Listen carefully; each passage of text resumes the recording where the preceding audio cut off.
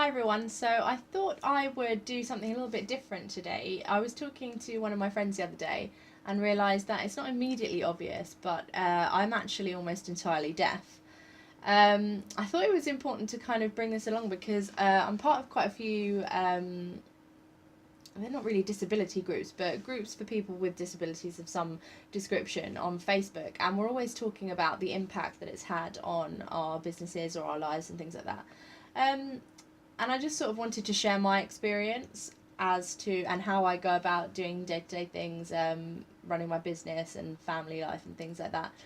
So it's a bit of a different one today. So if this isn't your scene and you're looking for writers' tips, get off because it's not going to be about that. So basically, I don't have any hearing bones in my ears. I'm almost entirely deaf, and I wear hearing aids bilaterally, so that means in both ears. I lip read a lot. That's how I tend to get by conversationally. Otherwise, it's just volume turned up very, very high, although my hearing aids do a lot of the work for me. When I don't have them in, I can't hear well. I'm almost entirely deaf.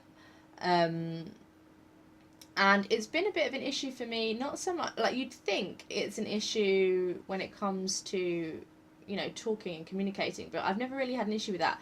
Mine is more relationship based, so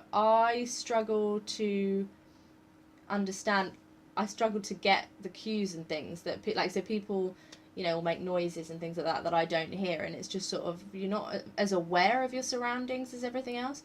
So I find it incredibly difficult to pick up on what's going on, and especially in a big group setting, it's really difficult for me. I get disorientated really easily because sound is coming from places and I have no directional ability to figure out where it's coming from.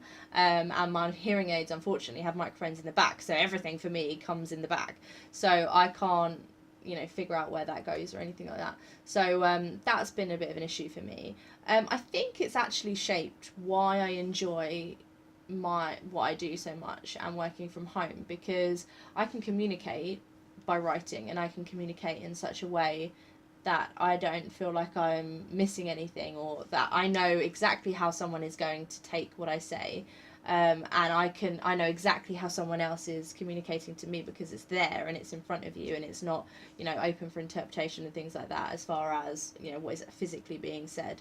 So I think that's really influenced why I decided to start my own business and why I decided to do that from home, because I find it very difficult to interact with people, not people that I know, but to start new relationships and to communicate that with them, because you never know at any given time what they're going to be like to meet in person, and if they're a mumbler or if they're quiet, it's a whole different ball game, and I end up spending all of my time and mental energy trying to listen.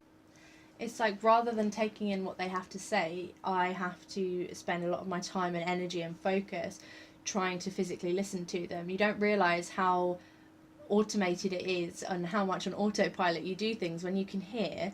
It's churning in your brain and it's doing things properly. But I've gone through periods of time where I almost can't hear anything, and my brain isn't quite equipped to deal with the sound and things like that. So it takes a lot for me to process sound and then actually then look at the meaning and then look at having a conversation.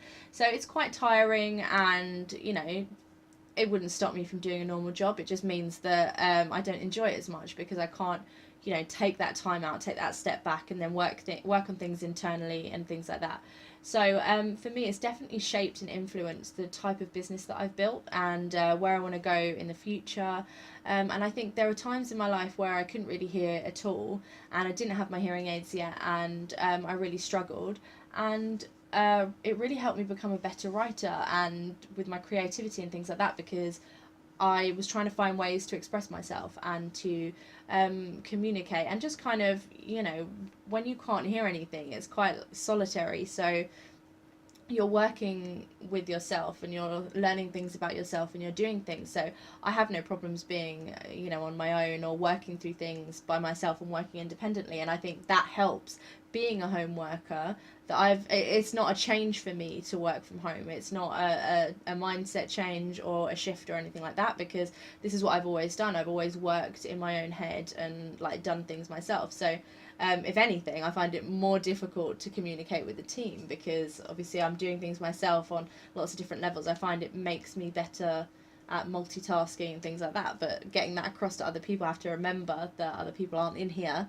So that's something to deal with as well. But I definitely think, although I would love to hear if I could, but I can't. That's not an option. So there's no use in getting upset about it. So I quite enjoy how things have turned out, and I think it definitely inspired me to start my business. So I'm not sure if I wasn't deaf and I was more sort of able to go out there and not be anxious about meeting new people and stuff like that.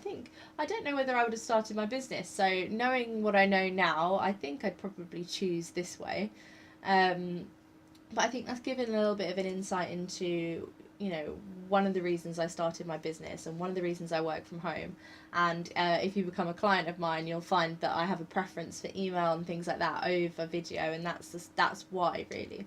I've started doing these videos and the writer's tips and things like that primarily because, again, I'm talking and I can't hear what you're saying, so it makes no difference to me. But just to kind of get myself out there a bit more, and so that everyone can kind of get that face to face, even though it's a bit more difficult for me to do it live. So yeah, that's a bit about me and some of the things that I go through day to day. So yeah, bye.